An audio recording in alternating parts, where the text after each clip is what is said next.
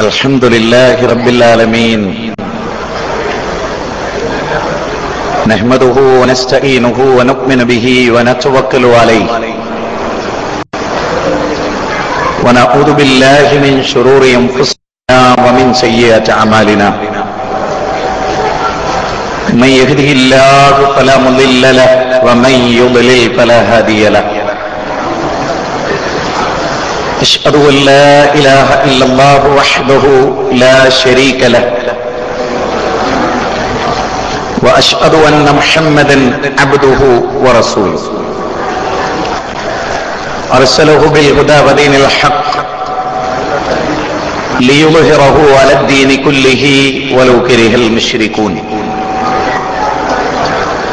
اللهم صل على محمد وعلى آل محمد كما صليت على إبراهيم وعلى آل إبراهيم إنك حميد مجيد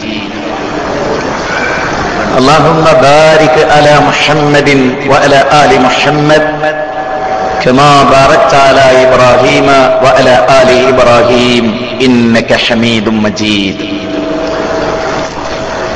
أما بعد فإن خير الحديث كتاب الله وخير السنن سنن محمد صلى الله عليه وسلم وشر الأمور محدثاتها وكل محدثة بدعة وكل بدعة ضلالة وكل ضلالة في النار اتقوا الله عباد الله أوصيكم وإياي أولا بتقوى الله إن أريد إلا الإصلاح ما استطعت وما توفيقي إلا بالله عليه توكلت وإليه أنيب رب اشرح لي صدري ويسر لي أمري واحلل عقدة من لساني يفقهوا قولي أعوذ بالله من الشيطان الرجيم بسم الله الرحمن الرحيم فأقم وجهك للدين حنيفا فطرة الله التي فطر الناس عليها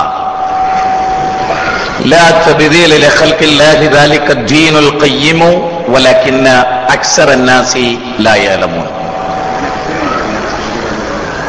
ചമീശ്വരാണം പരമം മഹേശ്വരം താം ദേവതാനാം പരമം ച ദൈവതം പതിം പദീന പരമം പരസ്താദ് വിധാമദേവം ഭുവനേശമ്യട്യം.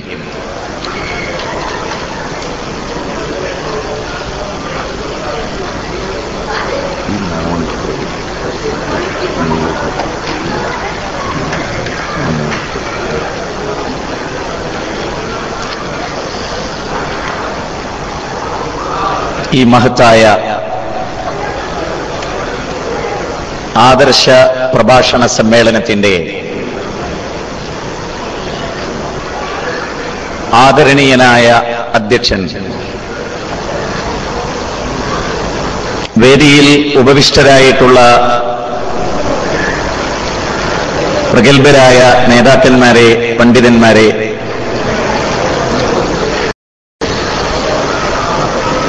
കുവൈത്തിലെ ഇസ്ലാമിക പ്രബോധന സംരംഭങ്ങൾക്ക് ശക്തമായ പിന്തുണ നൽകുകയും അല്ലാഹുവിന്റെ മതത്തിലേക്ക് ആളുകളെ ക്ഷണിക്കുക എന്ന മഹത്തായ ഉത്തരവാദിത്വം നിർവഹിക്കുന്നതിന്റെ ഭാഗമായി ഇവിടെ ക്ഷണിച്ച് സന്നിഹിതരായിട്ടുള്ള പ്രിയപ്പെട്ട സഹോദരി സഹോദരന്മാരെ, ഈ വിഷയത്തിന്റെ വിവിധ വശങ്ങൾ കേൾക്കുന്നതിന് വേണ്ടിയും ഗ്രഹിക്കുന്നതിന് വേണ്ടിയും ഈ സമ്മേളനത്തിലേക്ക് വളരെ നേരത്തെ തന്നെ വന്നു ചേർന്നിട്ടുള്ള ഇതര മത ആദർശ വിശ്വാസികളായിട്ടുള്ള സഹൃദയരെ, വളരെ ശ്രദ്ധേയമായ ഒരു വിഷയത്തിൽ നിന്നുകൊണ്ടാണ് ദൈവാനുഗ്രഹത്താൽ, പടച്ചതമ്പുരാന്റെ അനുഗ്രഹത്താൽ ഇന്ന് ഞാൻ നിങ്ങളോട് സംസാരിക്കുന്നത്. ഇസ്ലാം മോക്ഷത്തിന്റെ മാർഗം എന്ന വിഷയത്തിൽ നിന്നുകൊണ്ടാണ് നിങ്ങളിലെ ഓരോരുത്തരെയും ചിന്താബന്ധുരമായ ഒരു ലോകത്തേക്ക്, ആശയപരമായ ഒരു സംവാദ സ്നേഹ മേഖലകളിലേക്ക് ഞാൻ നിങ്ങളെ ക്ഷണിക്കുന്നത്. പ്രവാചകന്മാരുടെ പ്രബോധനത്തിന്റെ ഉൾപ്രേരക ശക്തി എന്ന് പറയുന്നത് മനുഷ്യ സമൂഹത്തോട്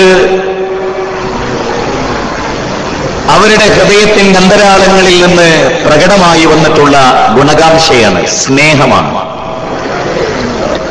ഒരേ ഒരു പ്രാർത്ഥന മാത്രമാണ് ഈ വിഷയാവതരണത്തിൽ തുടക്കത്തിൽ എന്റെ മനസ്സിലുള്ള പ്രാർത്ഥന. പടച്ചവനെ, ഇവിടെ സന്നിഹിതരായിട്ടുള്ള മുഴുവൻ ആളുകൾക്കും ഇതൊരു സ്നേഹ ഉപഹാരമായി തീരുകയും തുടർന്നുള്ള ജീവിതത്തിൽ ഒരു മാർഗരേഖയായി ഇത് അവശേഷിക്കുകയും ചെയ്യണമേ എന്ന പ്രാർത്ഥന. ഗുണകാംക്ഷയ്ക്കപ്പുറത്തുള്ള വൈയക്തികമായ വൈര നിര്യാതന ബുദ്ധികൾ, അത്തരം ചിന്തകൾക്കപ്പുറത്തായിരിക്കണമേ ഈ വിഷയാവതരണം എന്ന് പടച്ചവനോട് പ്രാർത്ഥിക്കുകയാണ്. പരമകാരുണികനായ പടച്ചതമ്പുരാൻ അതിനെ നമ്മെ അനുഗ്രഹിക്കുകയും അവൻ നമ്മെ അവന്റെ കാരുണ്യത്തിന്റെ അപാരമായ അനുഗ്രഹത്തിൽ ഉൾച്ചേർക്കുകയും ചെയ്യട്ടെ എന്ന് ഞാൻ പ്രാർത്ഥിക്കുകയാണ്. ഇന്ത്യ എന്ന് പറയുന്ന മഹാരാജ്യത്തിലെ ദൈവത്തിന്റെ സ്വന്തം നാട് എന്ന് വിളിക്കപ്പെടുന്ന കേരളത്തിൽ നിന്നുകൊണ്ടാണ് ദൈവത്തിന്റെ വിധിയും നിർണയവും അതിന്റെ അടിസ്ഥാനത്തിലാണ് നാം കുവൈത്തിലെ ഉപജീവനം തേടി കുടുംബത്തെ പോറ്റുന്ന പ്രവാസികളായി നാം മാറിയത്. മരണത്തോടുകൂടി അവസാനിക്കുന്നതാണ് മനുഷ്യന്റെ ജീവിതം എന്ന തെറ്റായ ധാരണയും അനന്ത പരകോടി ജീവജാലങ്ങളിൽ മണ്ണിന്റെ ഭാഗമായി ഒരിക്കലും തിരിച്ചു വരാത്ത, റിട്ടേണില്ലാത്ത ബാക്ടീരിയകൾക്ക് കാർന്നു തിന്ന് നശിപ്പിച്ച് മണ്ണിന്റെ ഭാഗമാക്കി മാറ്റാൻ ഒരു ജീവിതമെന്ന് മനുഷ്യനെ കുറിച്ച് കരുതുന്നവർ ലോകത്തുണ്ട്. ഈ സദസ്സിലിരിക്കുന്ന ഓരോരുത്തരോടും നമ്മളെല്ലാം ഒരു സദസ്സിന്റെ ഭാഗമാണെങ്കിലും ഒരു കസേരയിൽ നാം ഒറ്റയ്ക്കിരിക്കുന്നു എന്നത് നാളെ മരണത്തിന് ശേഷം ചുടലക്കളത്തിലോ ശ്മശാനത്തിലോ അതല്ലെങ്കിൽ പള്ളിക്കാട്ടിലോ നാം ഒറ്റയ്ക്ക് ഖബറാകുന്ന മരണാനന്തര ജീവിതത്തിലെ വിചാരണയുടെ ഇടവേളയായ ഇന്റർവെല്ലിൽ ഞാനും നിങ്ങളും ഏകമായി നമ്മുടെ കർമ്മങ്ങളുമായി നാം നിൽക്കുമെന്നത് നിശ്ചയം. എന്റെ ഈ സംസാരവും ഈ സ്കൂളിന്റെ ഓഡിറ്റോറിയവും ഈ സദസ്സും എത്ര യാഥാർത്ഥ്യമാണോ അതിനേക്കാൾ വലിയ യാഥാർത്ഥ്യമാണ് മരണത്തിന് ശേഷമുള്ള ഒരു ജീവിതം എന്ന് പറയുന്നത്. എല്ലാ മതങ്ങളും എല്ലാ ദർശനങ്ങളും അടിസ്ഥാനപരമായി ചർച്ച ചെയ്തിട്ടുള്ള വളരെ പ്രധാനമായ കാര്യമാണ് മരണത്തിന് ശേഷം ഒരു ജീവിതമുണ്ട് എന്ന യാഥാർത്ഥ്യം. മഹാഭാരത യുദ്ധം ഇന്ത്യയെ സംബന്ധിച്ചിടത്തോളം സവിശേഷമായ ശ്രീമദ് ഭഗവത്ഗീത മാധ്യമത്തിലെ കഴിഞ്ഞ ദിവസത്തിലെ ലേഖനത്തിൽ പ്രസിദ്ധനായ ഒരു ക്രൈസ്തവ എഴുത്തുകാരൻ എനിക്ക് ഏറ്റവും ഇഷ്ടപ്പെട്ട ഗ്രന്ഥമേതെന്ന് ചോദിച്ചാൽ അത് ഭഗവത്ഗീതയാകുന്നു എന്ന് ഞാൻ പറയും എന്ന് എഴുതിയത് നിങ്ങൾക്ക് വായിച്ചു കാണാം.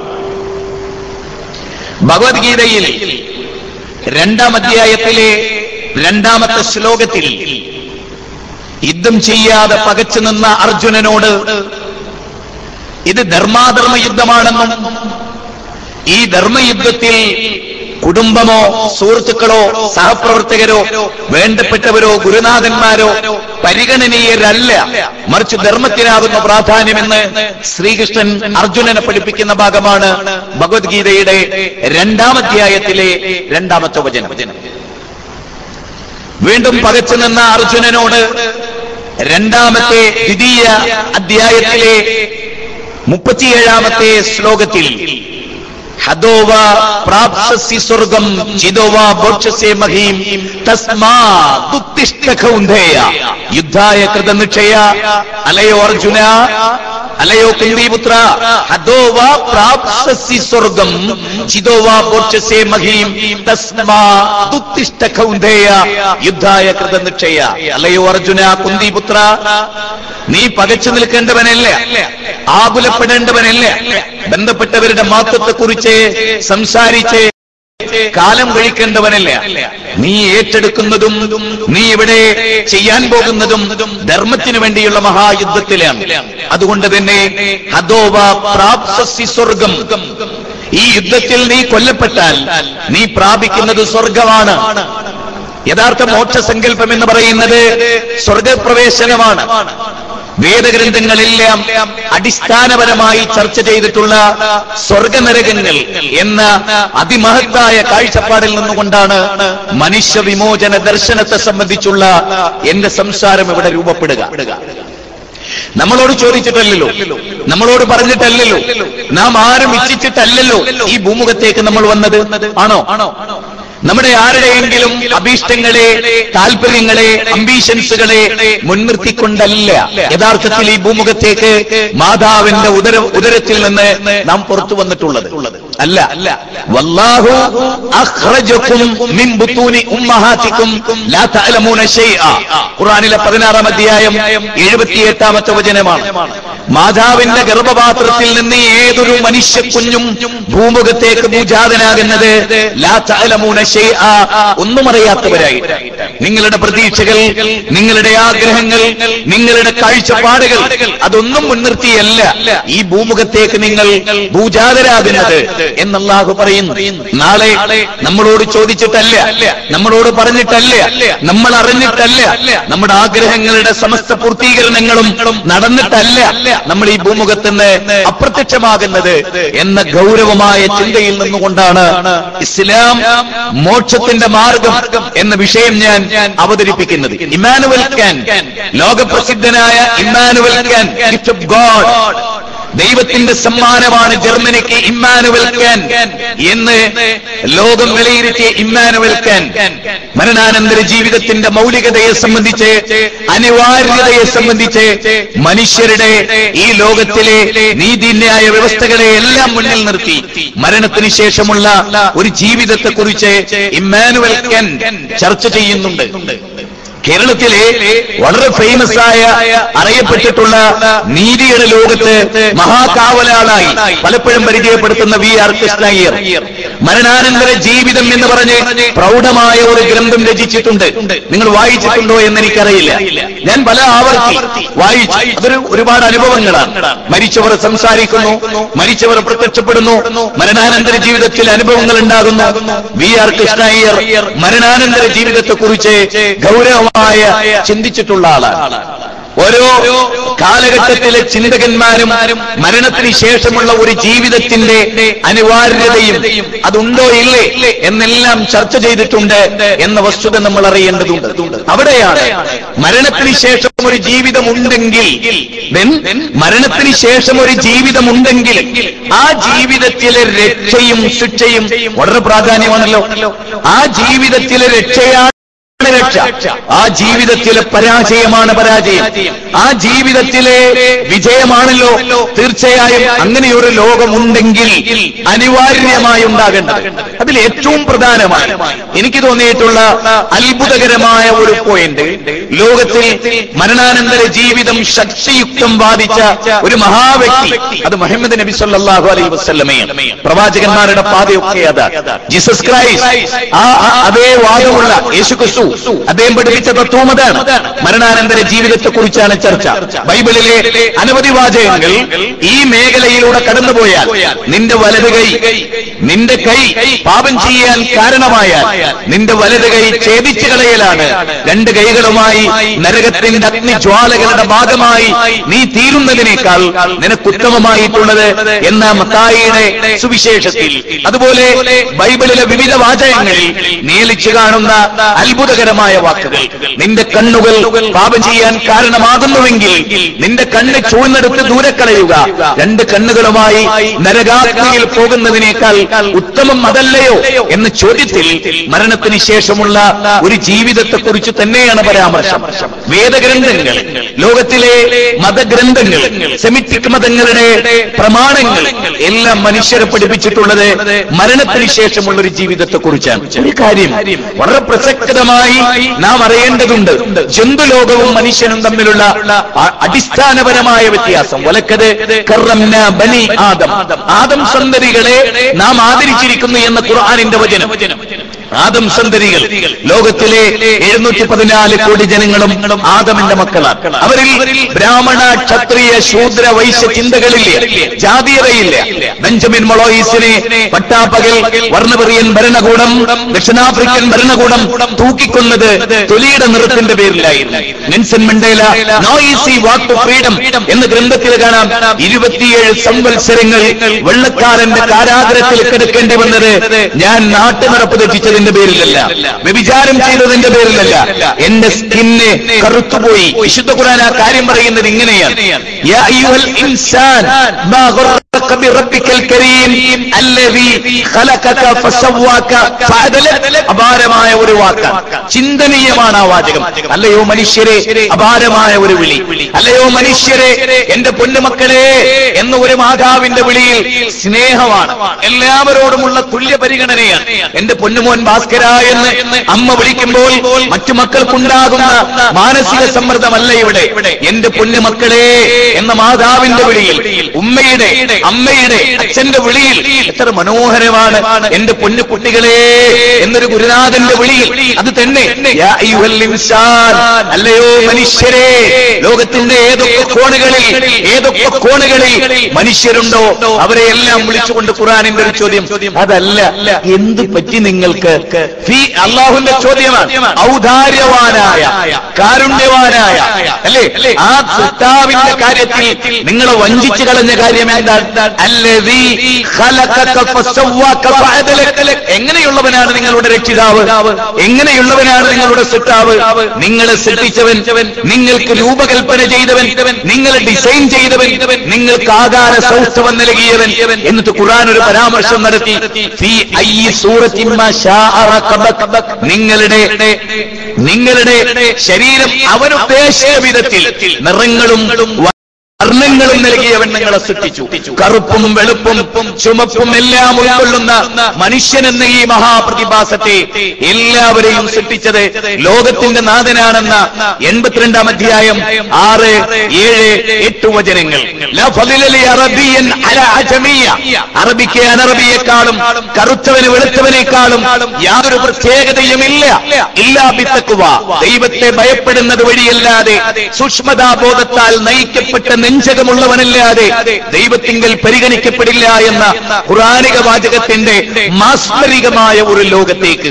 അതെ, അതുകൊണ്ടാണ് ഞാൻ പറഞ്ഞത്, ചിന്താബന്ധുരമായ, കർമ്മനിരതമായ, രചനാപരമായ, പോസിറ്റീവായി ചിന്തിക്കാൻ പഠിപ്പിച്ച ഒരു ലോകം. നോക്കണേ നിങ്ങൾ, മഹാനായ അബൂദർ, വെളുത്തവർഗക്കാരന്റെ പ്രതീകമായ അബൂദറിനെ, ഉന്നത കുലജാതനെ, തൊലിനിറം വെളുത്തുപോയ ഒരു മനുഷ്യനെ, ആ മനുഷ്യനും കറുത്ത കാക്കക്കറുപ്പൻ ബിലാലും തമ്മിലുണ്ടായ വാക്കേറ്റത്തിൽ ഒരൊറ്റ വാചകം അബൂദർ ഉപയോഗിച്ചു: ഏ കറുത്തവരുടെ മകനെ, ഏ കറുത്തവരുടെ മകനെ എന്ന പ്രയോഗം ബിലാലിന്റെ നെഞ്ചകം വേദനിച്ചു. ബിലാൽ കറുത്തവനല്ലേ, ആണ്, കറുത്ത ഉമ്മയുടെ മകനല്ലേ, എന്നിട്ടും ബിലാൽ വേദനിക്കുകയാണ്. എന്റെ സ്കിന്ന് കറുത്തുപോയത് എന്റെ കാരണം കൊണ്ടാണോ?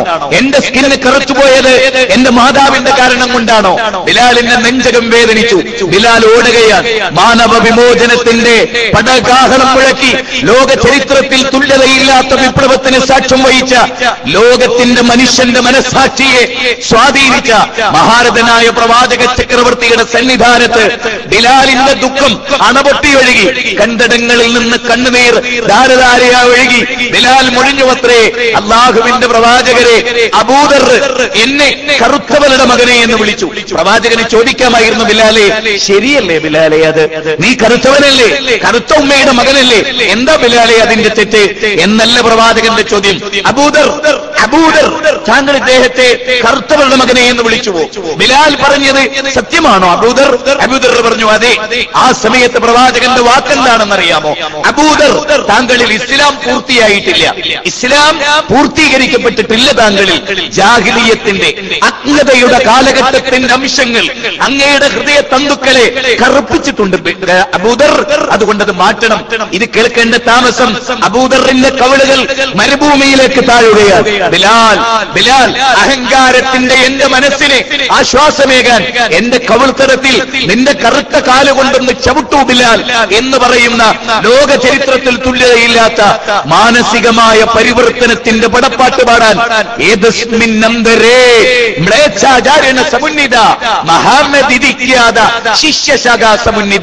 അങ്ങനെ ഇരിക്കുമ്പോൾ വിദേശീയനായ ഒരു ആചാര്യൻ വരും. മുഹമ്മദ് എന്ന പേരിൽ ഖ്യാതി നേടുന്ന ഒരു മഹാപ്രവാചകൻ. ആ പ്രവാചകനെ എങ്ങനെ ഇതിന് സാധിച്ചു എന്നത് ചിന്തനീയമായ ഒരു പോയിന്റാണ്. ഇവിടെ മറന്നുപോകും എന്ന ഭയപ്പാട് കാരണത്താൽ, ഏറ്റവും നല്ല വിഷയങ്ങളെ ഇബ്ലീസ് മറപ്പിച്ചു കളയുമെന്ന കാരണത്താൽ ഞാൻ ഇവിടെ അതിങ്ങനെ കുറിക്കട്ടെ. ലോകത്തൊരു മനുഷ്യൻ, അദ്ദേഹം നമ്മളോടൊപ്പം കുഞ്ഞുനാളിലേ കളിച്ചു വളർന്നു എന്ന് സങ്കല്പിച്ചു നോക്കൂ നിങ്ങൾ. ജീവിതത്തിൽ ഒരിക്കലും ആ വ്യക്തി കളവ് പറഞ്ഞായി നമുക്കാർക്കും ഒരു അനുഭവമില്ല. എന്തൊരു കാര്യത്തിലും സത്യസന്ധതയുടെ മഹാ ഉദാഹരണമായി ആ മനുഷ്യനെ ആ നാട്ടുകാരെടുത്തു കാണിക്കുകയാണ്. ഇല്ല, അബൂജഹലിന് അഭിപ്രായമില്ല മുഹമ്മദ് നബി കള്ളം പറയുമെന്ന്. അബൂ സുഫിയാന്റെ നാവുകൾ വളഞ്ഞില്ല, ഈ പ്രവാചകൻ കള്ളം പറയുമെന്ന്. 9 ഭാര്യമാരുടെ കൂടെ മധുരോധാരമായ മധുരിക്കുന്ന ഓർമ്മകൾ മാനവ ചരിത്രത്തിന് സമ്മാനിച്ച ഒരു നല്ല ഭർത്താവിന്റെ ജീവിതത്തിനിടയിൽ ഒരിടത്തു പോലും ഈ പ്രവാചകൻ വ്യംഗ്യമായ കളവിന്റെ ലാഞ്ചനകൾ പോലും ഞങ്ങളോട് പറഞ്ഞിട്ടില്ലെന്ന് 9 ഭാര്യമാരുടെ സർട്ടിഫിക്കറ്റിന്റെ മുമ്പിൽ ഇല്ല. കൂടെ ജനിച്ചവരും വളർന്നവരും കൂടെ നിന്നവരും ഉപദേശിച്ച് തിരുത്താൻ ശ്രമിച്ചവരും അതേ പ്രവാചകന്റെ ആദർശ പ്രബോധന കാലഘട്ടത്തിൽ പാരമ്പര്യമായ വിശ്വാസത്തിലേക്ക് തിരിച്ചു വിളിച്ചപ്പോഴും അവരാരും ഒഴിഞ്ഞില്ല. ഈ മനുഷ്യൻ കളവ് പറയുമെന്ന് ഞാൻ നിങ്ങളോട് ചോദിക്കട്ടെ എങ്കിൽ, എന്റെ പ്രിയപ്പെട്ടവരെ, മഹാത്മാഗാന്ധിയുടെ എന്റെ സത്യാന്വേഷണ പരീക്ഷണങ്ങൾ എന്നിടത്ത് ഗാന്ധിജി പറയുന്നുണ്ട് ഞാൻ കളവ് പറഞ്ഞിട്ടുണ്ടെന്ന്. ഞാൻ എന്റെ ഭാര്യ എന്റെ ജീവിതത്തിലേക്ക് അവൾ മണവാട്ടിയായി കടന്നു വന്നപ്പോൾ തന്നെയും എനിക്ക് മറ്റൊരു പെണ്ണിനോടും ഇഷ്ടമുണ്ടായിരുന്നു. അതിന്റെ പേരിൽ അവളുടെ മാതാവുമായി ഞാൻ തെറ്റേണ്ടി വന്നിട്ടുണ്ട്, എനിക്ക് കളവ് പറയേണ്ടി വരുന്ന സന്ദർഭങ്ങൾ ഉണ്ടായിട്ടുണ്ട് എന്ന് മഹാത്മാഗാന്ധി പറയുന്നുണ്ട്. എന്നാൽ ആര് നിങ്ങളോട് കള്ളം പറഞ്ഞാലും ഞാൻ നിങ്ങളോട് കള്ളം പറയില്ല. ആര് നിങ്ങളെ ചതിച്ചാലും ഞാൻ നിങ്ങളെ ചതിക്കില്ല. അബ്ദുൽ മുത്തലിബ്, ഞാൻ അബ്ദുൽ മുത്തലിബിന്റെ പേരക്കുട്ടിയാണ്. ഇല്ല, ഞാൻ നിങ്ങളോട് കള്ളം പറയില്ല, ഞാൻ നിങ്ങളെ ചതിക്കില്ല. അങ്ങനെ ഞാൻ കള്ളം പറഞ്ഞു. പ്രവാചകൻ ഒരു ചോദ്യം ചോദിക്കുന്നുണ്ട്, അല്ല 40 കൊല്ലം ഞാൻ നിങ്ങളുടെ കൂടെ ജീവിച്ചില്ലേ? ഇല്ലേ. എപ്പോഴെങ്കിലും ഞാൻ നിങ്ങളോട് കള്ളം പറഞ്ഞിട്ടുണ്ടോ? അങ്ങനെ ഒരു മനുഷ്യൻ സംസാരിക്കുക, ആ മനുഷ്യനെ എങ്ങനെ നമുക്ക് അവിശ്വസിക്കാൻ സാധിക്കും? ആ മനുഷ്യനാണ് പടച്ചവന്റെ പേരിൽ ഒരു നുണ പറഞ്ഞു എന്ന് വിശ്വസിക്കാൻ എനിക്കും നിങ്ങൾക്ക് സാധിക്കുമോ? ആ പ്രവാചകനാണ് പറയുന്നത്, എന്ത് അന്നാറു ഹഖ്ഖുൻ അൽ ജന്നത്തു ഹഖ്ഖുൻ, സ്വർഗ്ഗം സത്യമാണ്, നരകവും സത്യമാണ്. സുബ്ഹാനല്ലാഹ്, നരകവും സ്വർഗവും സത്യമാണ്. ആ പ്രവാചകന്റെ വാക്കുകളാണ് ഏറെ ശ്രദ്ധേയമായ കാര്യം. ഏതൊരു വ്യക്തി ഏതൊരു വിമോചനത്തിന്റെ ആദർശം അവതരിപ്പിച്ചുവോ ആ വ്യക്തിയുടെ വ്യക്തിത്വത്തിന് മഹാസ്ഥാനമുണ്ട്, ഇല്ലേ? ആ വ്യക്തിത്വമാണ് നമ്മളോട് പറയുന്നത്, ഇല്ല ഞാൻ നിങ്ങളോട് കള്ളം പറഞ്ഞിട്ടില്ല. ആർക്കും അദ്ദേഹം കള്ളം പറഞ്ഞു എന്ന അഭിപ്രായമില്ല. ഈ സദസ്സിലിരിക്കുന്ന എന്റെ പ്രിയപ്പെട്ട ആദമിന്റെ മക്കളെ, എന്റെ ജ്യേഷ്ഠന്മാരെ, ഹൈന്ദവ സഹോദരങ്ങളെ, ക്രൈസ്തവരെ, ആ പ്രവാചകനാണ് നരകമുണ്ട് എന്ന് പറയുന്നത്. ആ പ്രവാചകനാണ് നരകത്തിൽ നിന്ന് മോചിതമാകുന്ന തത്വങ്ങൾ ലോകത്തെ പഠിപ്പിച്ചിട്ടുള്ളത്. ഹൃദയ ശുദ്ധിയോടെ ഞങ്ങൾ നിങ്ങളെ ക്ഷണിക്കുന്നു പ്രപഞ്ചനാഥൻ അവതരിപ്പിച്ച ദൈവീക ദർശനത്തിലേക്ക്. വ്യക്തി താല്പര്യങ്ങൾക്കപ്പുറത്ത്, വൈയക്തിക താല്പര്യങ്ങൾക്കപ്പുറത്ത്, ഓരോ സംഘടനാ താല്പര്യങ്ങൾക്കപ്പുറത്ത് ഞങ്ങൾ നിങ്ങളെ ക്ഷണിക്കുന്നു ലോകത്തിലെ പ്രപഞ്ചത്തിന്റെ നാഥൻ അവതരിപ്പിച്ച. നോക്ക്, ആകാശത്തിലേക്ക് നോക്ക്, ചന്ദ്രനെ നിങ്ങൾ നോക്ക്, നക്ഷത്രങ്ങളെ നോക്ക്, ജീവജാലങ്ങളെ നോക്ക്, അതിലെ പാരസ്പര്യങ്ങളെ നോക്ക്, അതിലെ വൈവിധ്യതകളെ നോക്ക്. ഇതെല്ലാം സംവിധാനിച്ച ലോകത്തിന്റെ സെറ്റാവിലേക്കാണ് ഞങ്ങൾ നിങ്ങളെ ക്ഷണിക്കുന്നത്. കല്ലും മുള്ളും മുരടും മൂർഖൻ ബാബും കാഞ്ഞിരക്കുറ്റിയും മാൽത്തറകളും മക്ബറകളും ജാറങ്ങളും പുണ്യപുഷ്പങ്ങളും മണ്ഡപങ്ങളും ശ്രീകോവിലുകളും ആൽത്താരകളും മനുഷ്യ ദൈവങ്ങളും മാലാകമാരും ജിന്നുകളും എല്ലാം ആരാധിക്കപ്പെട്ട ഒരു ലോകത്ത് അനന്തവിസ്തൃതമായ ഹരിതാപമായ ഈ ഭൂമിയെ സംവിധാനിച്ച പടച്ചതമ്പുരാനിലേക്ക്, അതേ ആകാശത്ത് വട്ടമിട്ട് പറക്കുന്ന പറവകൾക്ക് പറക്കാൻ അനുയോജ്യമായ എല്ലുകളിൽ പൊള്ളയായ അവസ്ഥ സൃഷ്ടിച്ച പടച്ചതമ്പുരാനിലേക്ക്, ആഴിയിൽ നീന്തി തുടിക്കുന്ന മത്സ്യങ്ങളുടെ എല്ലുകളിൽ പൊള്ളയായ അവസ്ഥ, അതിന് മത്സ്യത്തിന് സമുദ്രത്തിൽ നീന്താൻ അനുയോജ്യമല്ല എന്നറിയുന്ന സിട്ടാവ് അതിന്റെ എല്ലുകളുടെ ഉള്ളിൽ ശക്തമായ മജ്ജ നിർമ്മിച്ച് അതിനെ സംവിധാനിച്ച പടച്ചതമ്പുരാൻ, മരുഭൂമിയിൽ സൃഷ്ടിക്കപ്പെടുന്ന ജന്തുവിനെ കുറിച്ച് സമഗ്രമായി അറിയുന്ന, മരുഭൂമിയെ കുറിച്ചറിയുന്ന പടച്ചതമ്പുരാന്റെ ഡിസൈനിങ്ങിലെ അത്ഭുതകരമായ മരുഭൂമിയിലെ ഉശ്വരഭൂമിയിലെ കപ്പലെന്ന് വിളിക്കപ്പെടുന്ന ഒട്ടകത്തിന് അല്ലാഹു നൽകിയ അനുകൂലനങ്ങൾ, ധ്രുവപ്രദേശങ്ങളിൽ ജീവിക്കുന്ന ധ്രുവക്കരടിക്ക് അല്ലാഹു നൽകിയ അനുകൂലനങ്ങൾ, ആർട്ടിക് ടേൺ എന്ന് പറയുന്ന പക്ഷിക്ക് അല്ലാഹു നൽകിയ അനുഗ്രഹങ്ങൾ, ദേശാന്തര ഗമനം നടത്തുന്ന പക്ഷികൾക്ക് അല്ലാഹു നൽകിയ, പൂമ്പാറ്റകൾക്ക് അല്ലാഹു നൽകിയ ഈ അനുകൂലനങ്ങളെ എല്ലാം മുന്നിൽ വെച്ചുകൊണ്ട് ഞാൻ നിങ്ങളോട് ചോദിക്കുന്നു, ആരാണ് ഈ അത്ഭുതങ്ങളുടെ പ്രപഞ്ചത്തെ സംവിധാനിച്ചത്? ആരാണ്? അവനാണ് ലോകത്തിന്റെ സൃഷ്ടാവ്. അവൻ അവതരിപ്പിച്ച മോക്ഷസങ്കല്പത്തിലേക്കാണ് ഞാൻ നിങ്ങളെ ക്ഷണിക്കുന്നത്. എന്റെ വകയായി ഒരറബ് ഞാൻ അല്ലാഹുവിനോട് ഈ വിഷയാവതരണത്തിന് വേണ്ടി മാനസികമായി ഒരുങ്ങുമ്പോൾ പ്രാർത്ഥിച്ച പ്രാർത്ഥനകളിൽ രണ്ടാമത്തതൊന്നാണ്, പടച്ചവനെ, വൈയക്തികമായ താല്പര്യങ്ങൾ ജനങ്ങളിൽ അടിച്ചേൽപ്പിക്കുന്ന ഒരു അഭിശപ്ത നിമിഷത്തിന്റെ പ്രബോധകനായി നീ എന്നെ തിരഞ്ഞെടുക്കരുതേ, പിശാചിന് നീ എന്നെ ഏൽപ്പിച്ചു കൊടുക്കരുതേ എന്ന പ്രാർത്ഥന. സഹോദരങ്ങളെ, വളരെ വളരെ ഗൗരവമായ ഒരു വിഷയത്തിലേക്കാണ് ഞങ്ങൾ നിങ്ങളെ ക്ഷണിക്കുന്നത്. ഇത് ഒരു രാഷ്ട്രീയമായ താല്പര്യങ്ങൾ ഇലക്ഷനെ മുൻനിർത്തിയുള്ള ഒരു പ്രഘോഷണത്തിന്റെ ഒരു വഴിയല്ല ഇത് സ്വീകരിക്കുന്ന നിങ്ങളിൽ, ഇത് തിരസ്കരിക്കുന്ന നിങ്ങളെ ഒരുപക്ഷെ ഞങ്ങൾ അറിഞ്ഞുകൊള്ളണമെന്നില്ല, ഇത് ഉൾക്കൊണ്ട നിങ്ങളെ ഞങ്ങൾ അറിഞ്ഞുകൊള്ളണമെന്നില്ല, ഇതിനെ വ്യത്യസ്തമായ അഭിപ്രായം രേഖപ്പെടുത്തിയ നിങ്ങളെ ഞങ്ങൾ ഇനി അറിഞ്ഞുകൊള്ളണമെന്നില്ല. നിങ്ങൾ ആരൊക്കെ ഇവിടെ വന്നു എന്ന് ഓരോരുത്തരുടെ കണക്കെടുക്കേണ്ട ആവശ്യവും ഞങ്ങളെ സംബന്ധിച്ചിടത്തോളം ഇല്ല.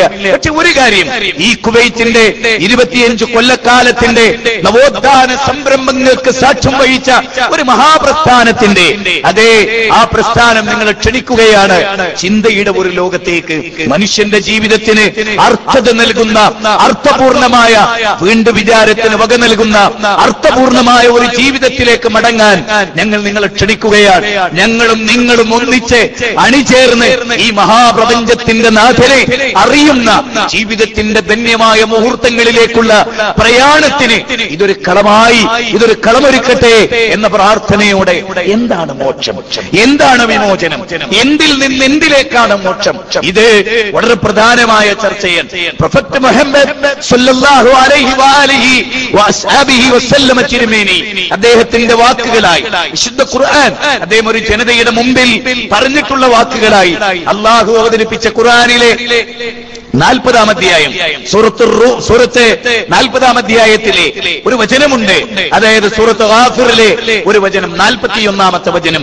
ആ വചനം ഇങ്ങനെയാണ്: പ്രവാചകൻ മക്കയിൽ പ്രവാചകനായി തിരഞ്ഞെടുക്കപ്പെട്ടതിനു ശേഷം ഹൃദയത്തിന്റെ അഗാധതകളിൽ നിന്ന് പ്രവാചകനോട് ചോദിച്ചു ഒരു ചോദ്യമുണ്ട്, വയാ ഖൗമി വയാ ഖൗമി മാലി അദഊകും ഇലൻ നജാത്ത് വതദഊനനി ഇലൻ നാർ.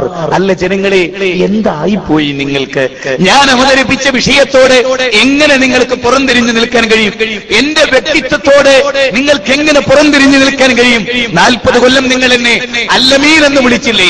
പ്രവാചകത്വത്തിന്റെ 40കൾക്ക് മുമ്പുള്ള 40 കൊല്ലമില്ലേ അനാഥ ബാലനായി ഞാനിവിടെ വളർന്നുവല്ലോ. ഉപ്പാന്റെ മുഖം കാണാതെ, ഉപ്പാന്റെ കൈവിരലുകൾ പിടിച്ചു നടക്കാൻ അവസരമില്ലാതെ, ഉമ്മയുടെ തിരുമുഖം കാണാൻ അവസരമില്ലാതെ, ഉമ്മയുടെ തിരുമുഖത്തു നിന്ന് പാഠങ്ങൾ പഠിക്കാൻ അവസരമില്ലാതെ, എന്റെ ഉമ്മ 6 വയസ്സിൽ മരിച്ച്, എന്റെ പിതൃവ്യൻ 8-ാമത്തെ വയസ്സിൽ മരിച്ച്, അനാഥത്വത്തിന്റെ കയ്പ് നീരുകൾ കുടിച്ച് ഞാൻ നിങ്ങൾക്കിടയിൽ ജീവിച്ച 40 കൊല്ലമില്ലേ? ലോകത്തൊരാൾക്കും തള്ളിക്കളയാനാവാത്ത സമകാലിക ലോകത്തിന്റെ ചിന്തകളെ പിടിച്ചുകുലുക്കുന്ന എന്റെ 40 കൊല്ലത്തെ വ്യക്തിത്വത്തിൽ കളവ് പറയാത്ത ഞാൻ നിങ്ങളെ ഈ പർവ്വത ബിന്ദുവിൽ ഈ പർവ്വതത്തെ സാക്ഷി നിർത്തി വിളിച്ചപ്പോ നിങ്ങൾ എന്നെ കളവാക്കിയല്ലേ? ഞാൻ നിങ്ങളുടെ മുമ്പിൽ അവതരിപ്പിച്ച വിഷയമാവട്ടെ എത്ര ഉത്കൃഷ്ടമായിരുന്നു. സങ്കുചിതമായ മനോഭാവങ്ങൾക്കപ്പുറത്ത്, പൗരോഹിത്യം നിങ്ങളുടെ മേൽ ചാർത്തിയ ചങ്ങലക്കെട്ടുകൾക്കപ്പുറത്ത്, അല്ലദീന യത്തബിയൂന റസൂലൻ നബിയ്യൽ ഉമ്മിയ്യല്ലദീ യജിദൂനഹു മക്തുബൻ ഇൻദഹും ഫിത്തൗറാത്തി വൽ ഇൻജീൽ യഅമുറുഹും ബിൽ മഅറൂഫി വയൻഹാഹും അനിൽ മുൻകർ വയുഹില്ലു ലഹും അത്വയ്യിബാ വയുഹർരിമു അലൈഹിമുൽ ഖബായിസ വയളഉ അൻഹും മിസ്റഹും വൽ അഅലാൽ അല്ലതി കാനത് അലൈഹിം. അപാരമേ ഈ സൂക്തങ്ങൾ, അപാരമേ ഈ വചനങ്ങൾ. ഈ വചനങ്ങളുടെ മാസ്മരികമായ ഒരു ലോകത്ത് ഏകാന്തമായി മട്ടുപ്പാവിൽ അരിമണികൾ വാരി വിതറിയ പോലെ ആകാശ ബിന്ദുവിലെ നക്ഷത്രത്തെ നോക്കി എനിക്ക് പറയാൻ കഴിയും, ഈ വചനം മനുഷ്യരെ ഒരു വല്ലാത്ത ലോകത്തേക്ക് കൊണ്ടുപോയി. എന്താ ഈ പറയുന്നത്? തൗറാത്തിൽ ഇന്നാ അൻസൽന തൗറാത ഫീഹാ ഹുദം വനൂർ എന്ന് ഖുർആൻ പറഞ്ഞ എന്റെ ക്രൈസ്തവരോടാണ് ഞാൻ പറയുന്നത്. എന്റെ പ്രിയപ്പെട്ട ജോർജിനോട്, സാറാമ്മയോട്, ഏലിയാമ്മയോട് ഞാൻ ഓർക്കുന്നു, വർഷങ്ങൾക്ക് മുമ്പ് ഖത്തർ മലയാളി സമ്മേളനത്തിൽ സിബി ജോർജ്, അതുപോലെ അന്നുണ്ടായിരുന്ന അംബാസിഡർ ആർ.എൽ. നാരായണൻ, എന്റെ മനസ്സുകളിൽ അന്ന് ഞാൻ 20 മിനിറ്റ് അനുവദിച്ച എന്റെ പ്രസംഗത്തിൽ 7 മിനിറ്റിൽ ഞാൻ അവരെല്ലാം ഉൾപ്പെടുത്തി പറഞ്ഞിട്ടുള്ള ഒരു വാക്യങ്ങൾ, എല്ലാവരോടുമുള്ള അടങ്ങാത്ത സ്നേഹത്തിന്റെ, എല്ലാവരോടുമുള്ള ഗുണകാംക്ഷയുടെ ആ വചനങ്ങൾ നിന്നുകൊണ്ടാ പറയുന്നത്. വിശുദ്ധ ഖുർആനിന്റെ 5-ാം അധ്യായം 44-ാമത്തെ വചനത്തിൽ പറയാണ്, ഇന്നാ അൻസൽന തൗറാത ഫീഹാ ഹുദം വനൂർ. നോക്കൂ, വിശുദ്ധ ഖുർആനിലാ പറയുന്നത് തൗറാത്ത് അവതരിപ്പിച്ചത് നാമാണ്. മുഹമ്മദിന്റെ കരങ്ങളിൽ ഈ ദൈവീക ഗ്രന്ഥമായ മുഹൈമിനായ മോഡറേറ്ററായ സകല വേദങ്ങളുടെ സംരക്ഷണമായ ഈ ഗ്രന്ഥത്തെ അവതരിപ്പിച്ച നാം തന്നെയാണ് തൗറാത്ത് അവതരിപ്പിച്ചത്. നോക്ക്, തൗറാത്ത് എന്നിട്ടോ അത് മോശമാണെന്നാണോ പറഞ്ഞത്? അല്ല, ഫീഹാ അതിലുണ്ട് ഹുദം വനൂർ, മാർഗദർശനവും പ്രകാശവും ഉണ്ടായിരുന്നു തോറയിൽ എന്നുള്ള പറയുകയാണ്. ആ തൗറാത്തിൽ പേര് പറയപ്പെട്ട ഒരു പ്രവാചകൻ തീർന്നില്ല. ഇഞ്ചീലിൽ പേര് പറയപ്പെട്ട പ്രവാചകൻ, പൂർവ്വവേദങ്ങളിൽ പേര് പറയപ്പെട്ട പ്രവാചകൻ മാത്രമല്ല, നിരക്ഷരനായ പ്രവാചകൻ. അക്ഷരങ്ങളുടെ ലോകത്ത് അക്ഷരങ്ങളുടെ വിപ്ലവം നയിച്ചോളൂ എന്ന് പറഞ്ഞ് ആദ്യമായി അവതരിപ്പിച്ച ഖുർആനിന്റെ സൂക്തം വായിക്കൂ പ്രവാചക. ഈ ലോക പുസ്തകത്തിൽ വായിക്കാൻ, ലോകത്തെ കണ്ട് വായിക്കാൻ, പഠിക്കാൻ ആഹ്വാനം ചെയ്ത് അവതരിപ്പിച്ച വേദഗ്രന്ഥം ഒരു നിരക്ഷരനായ പ്രവാചകനെ. അതേ, നിങ്ങൾക്ക് ആ പ്രവാചകനെ അറിയാം, അക്ഷരജ്ഞാനമില്ലാത്ത പ്രവാചകനെ. ആ പ്രവാചകനെ, തൗറാത്തിലും ഇഞ്ചീലിലും പേര് പറയപ്പെട്ട ആ പ്രവാചകനെ, ആ പ്രവാചകൻ എന്തിനു വന്നു ലോകത്ത്? ആ പ്രവാചകൻ നിർവഹിച്ച ദൗത്യം എന്താണ്? വളരെ ഗൗരവമായ പഠനമല്ലേ അത്? ആ പ്രവാചകൻ നിർവഹിച്ച ഏറ്റവും പ്രധാനമായ ദൗത്യം എല്ലാ നന്മകളും ലോകത്തെ പഠിപ്പിച്ചു. എല്ലാ നന്മകളും, എല്ലാ തിന്മകളും അദ്ദേഹം ഈ സമൂഹത്തിൽ നിന്ന് വിഭാടനം ചെയ്യുന്നതിന് ജീവാർപ്പണം ചെയ്ത ഒരു ജീവിതം സമർപ്പിച്ചു. വളരെ പ്രധാനമാണ് ആ പരാമർശം. ഖുർആനിലെ 7-ാം അധ്യായം 150-ാമത്തെ വചനമാണ്. 1:5-7 അല്ല പറയുകയാണ്, അങ്ങനെയൊരു പ്രവാചകൻ തീർന്നില്ല. എല്ലാ നല്ല പാനീയങ്ങളും എല്ലാ നല്ല വസ്തുക്കളും അവൻ നിങ്ങൾക്ക് അനുവദനീയമാക്കി. എല്ലാ ചീത്തയായ കാര്യങ്ങളും ആ പ്രവാചകൻ, അത് ഏതുവരെ? ഒരു പുകവലി മുതൽ, ഒരു പെപ്സി മുതൽ, കോള മുതൽ എന്തും മനുഷ്യ ശരീരത്തിന് ഹാനികരമാണോ ആ പാനീയങ്ങളെല്ലാം, ആ ഭക്ഷണങ്ങളെല്ലാം അല്ലാഹു സുബ്ഹാനഹു വ തആലയുടെ പ്രവാചകൻ നിങ്ങൾക്ക് വിലക്കുകയും നിങ്ങൾക്ക് ആരോഗ്യദായകവും നിങ്ങളുടെ ചിന്തകളെ പരിപോഷിപ്പിക്കുന്നതുമായ എല്ലാ നല്ല കാര്യങ്ങളും ആ പ്രവാചകൻ തീർന്നില്ല. ആ പ്രവാചകന്റെ ദൗത്യത്തിന്റെ 3-ാം ഘട്ടം പൗരോഹിത്യം നിങ്ങളെ വരിഞ്ഞു മുറുക്കി. പൗരോഹിത്യത്തിന്റെ താല്പര്യങ്ങൾക്കനുസരിച്ച് നിങ്ങളെ അന്ധവിശ്വാസികളായി, കല്ലും മുള്ളും നിങ്ങളുടെ ആരാധനാപാത്രങ്ങളായി തീർന്നു. അവർ സൃഷ്ടിച്ച ചങ്ങലക്കെട്ടുകളിൽ നിന്ന് അവൻ നിങ്ങളെ മോചിപ്പിച്ചു. അപാരമേ ഈ ദർശനം, അവൻ നിങ്ങളെ മോചിപ്പിച്ചു. തീർന്നില്ല. ആ പ്രവാചകനെ ആര് പിൻപറ്റുകയും ആ പ്രവാചകന്റെ മേൽ അവതരിപ്പിക്കപ്പെട്ട നൂറിനെ, പ്രകാശത്തെ ആര് പിന്തുടരുകയും ചെയ്തുവോ അവർക്ക് കാരുണ്യം രേഖപ്പെടുത്തപ്പെട്ടിരിക്കുന്നു എന്ന പരാമർശം അത്ഭുതമാണ്. തീർന്നില്ല. അതിന്റെ അടുത്ത വാചകം എന്താണെന്നറിയോ? യാ അയ്യുഹന്നാസ് ഇന്നി റസൂലുള്ളാഹി ഇലൈക്കും ജമീഅ അല്ലദീ ലഹു മുൽഖുസ് സമാവാതി വൽ അർദ്. ആകാശഭൂമികളെ സൃഷ്ടിച്ച ആ നാഥന്റെ പ്രവാചകനാണ് ഈ പ്രവാചകൻ. തീർന്നില്ല. ആ പ്രവാചകനോ ലോകർക്കാകമാനമുള്ള പ്രവാചകനാണ്. പാശ്ചാത്യനും പൗരസ്ത്യനും കറുത്തവനും വെളുത്തവനും എല്ലാവർക്കുമുള്ള പ്രവാചകനാണ് ആ പ്രവാചകൻ. എനിക്ക് പറയാനുള്ളത് ഇതാണ്, ബല നിന്റെ നബിയാണ് കേട്ടോ മുഹമ്മദ് നബി. ബല നിനക്ക് മോചനം നൽകിയ ആ പ്രവാചകൻ നീ എന്താ അറിയാതെ പോയത്? സുബ്രഹ്മണ്യ, നിന്നോട് സംസാരിച്ച, നിനക്ക് വേണ്ടി സംസാരിച്ച, നിനക്ക് വേണ്ടി സ്വന്തം നാട് വിട്ടുപോയ ആ മുഹമ്മദ് നബിയെ എന്തേ നീ അറിയാതെ പോയത്? സമുന്നിത എന്ന് പറഞ്ഞ ആ പ്രവാചകനെ നോക്കൂ, ഞാൻ പോകുന്നതാണ് നിങ്ങൾക്ക് നല്ലത്. ഞാൻ പോകാഞ്ഞാൽ കാര്യസ്ഥൻ നിങ്ങളുടെ അടുക്കൽ വരില്ല. ആ കാര്യസ്ഥൻ വന്നാൽ അവൻ നിങ്ങളെ സകല സത്യത്തിലും വഴിനടത്തും. നീതിയെക്കുറിച്ച്, ന്യായവിധി നാളിനെ കുറിച്ച് അവൻ സംസാരിക്കും. തീർന്നില്ല.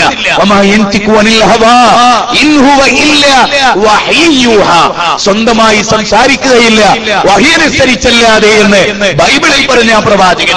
53-ാം അധ്യായം 3-4 വചനങ്ങളാണ്. സഹോദരങ്ങളെ, ആ പ്രവാചകനെ എന്റെ ജോർജ് നീ അറിഞ്ഞില്ലല്ലോ. നിന്നെ അറിയിക്കേണ്ട ബാധ്യത ഞങ്ങൾക്കുണ്ട്. നാളെ ഈ കുവൈറ്റിലെ ഒരു മലയാളിയോട് അല്ല, ഒരു മുജാഹിദിനോട്, ഒരു സലഫിയോട്, ഒരു മുസ്ലിമിനോട്, ഒരു ക്രിസ്ത്യാനിയും ചോദിക്കരുത്, ഒരു ശിവദാസനും ചോദിക്കരുത്, ഒരു എഞ്ചിനീയറും ഒരു ഡോക്ടറും ചോദിക്കരുത്. നീ എന്റെ അയൽവാസിയായി നിന്റെ ഫ്ളാറ്റിൽ നിന്നോടൊപ്പം 5 കൊല്ലം ഞാൻ കൂടിയിട്ട് എന്തേ നീ എന്റെ പ്രവാചകനെ, എന്റെ വിമോചകനെ നീ എന്തേ എന്നെ അറിയിക്കാതെ പോയത് എന്നൊരാളും ചോദിക്കരുത്. അതിനവസരമുണ്ടാകരുത്. നാഥ കാലു മഅദിറത്തൻ ഇലാ റബ്ബിക്കും, ഞങ്ങൾ എത്തിച്ചു കൊടുത്തിരുന്നു നാഥ. ഞങ്ങളെ ഏൽപ്പിച്ച ഒരു മഹാദൗത്യം നിങ്ങൾ നിർവഹിച്ചിരുന്നു നാഥ എന്ന് പറയാനല്ലാതെ അഹങ്കരിക്കാൻ ഞങ്ങളില്ല, അഭിമാനം കൊള്ളാൻ ഞങ്ങളില്ല, ആളുകളുടെ ബാഹുല്യം പറയാൻ ഞങ്ങളില്ല. ആ അല്പജ്ഞാനത്തിലുടമകളല്ല ഞങ്ങൾ. നിങ്ങളെ വിളിക്കുന്നത് നജാത്തിലേക്കാണ്. നോക്ക്, ആ വാചകം ഞാൻ ഒന്നുകൂടെ ആവർത്തിച്ചു കൊള്ളട്ടെ. വയാ ഖൗമി മാലി അദൂകും മിനൻ നജാത്ത്. എന്താണ് നജാത്ത്? എറണാകുളത്തിലെ സാൽവേഷന്റെ പ്രവേശന കവാടത്തിലെ കറുത്ത ബോർഡിലെ വെളുത്ത ആയത്ത് നിങ്ങൾ ഓർക്കുന്നുണ്ടോ? ഈ വചനമായിരുന്നു. വയാ ഖൗമി, അല്ല ജനങ്ങളെ, എന്തായിപ്പോയി? ഞാൻ നിങ്ങളെ വിമോചനത്തിലേക്ക്, മോക്ഷത്തിലേക്ക്, സാൽവേഷനിലേക്ക് ഞാൻ നിങ്ങളെ ക്ഷണിക്കുന്നു. പക്ഷേ നിങ്ങൾ എന്നെ ക്ഷണിക്കുന്നത് നരകത്തിലേക്കാണ് നിങ്ങൾ എന്നെ ക്ഷണിക്കുന്നത്. അന്തം തമഹ പ്രവിശന്തിയെ സംപൂത്യമുപാസതേ തദോബുയ ഇബദേ യഹുസംബുദ്യാംരദഹ.